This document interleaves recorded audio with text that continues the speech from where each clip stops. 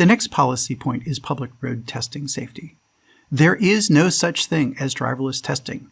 When you take the safety driver out of a robotaxi or a robotic truck or any other automated vehicle, when you take the safety driver out, you are done with safety relevant testing because you're not testing with a test driver to intervene if something goes wrong.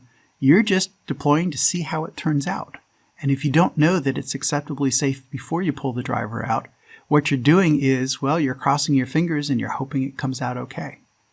The safety driver should stay in until safety is proven, and the safety driver should follow the SAJ 3018 testing safety standard, which talks about how to train and qualify drivers, how to run test plans. It has nothing to do with the equipment. It's how to make sure you're safe during testing. By the way, any car company that says their software is beta is conducting road testing, which should only be done with a qualified engineering driver, not with a general public, not with a retail customer, and that includes SA Level 2 autopilot style systems.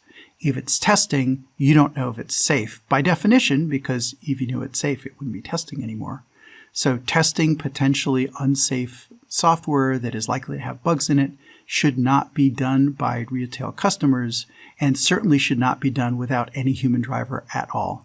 This was brought to light in 2018 with a tragic fatality that Uber ATG had a test driver, but they had a poor safety culture. They weren't testing as carefully as they should have.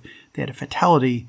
And the SAJ 3018 standard I mentioned was updated directly in response to the lessons learned. The industry should follow the lessons learned from that fatality so they don't have to repeat that outcome. But right now, there's no company I'm aware of that will publicly say they actually follow that industry testing safety standard.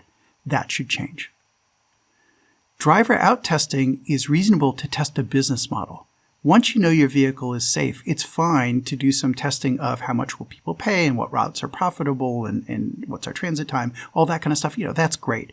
But safety needs to be a given before you take out the safety driver. Otherwise, you're just rolling the dice to see whether it's safe or not. And the way you're going to find out it's not safe is you're going to have a crash with an injury, or we hope not, but maybe a fatality.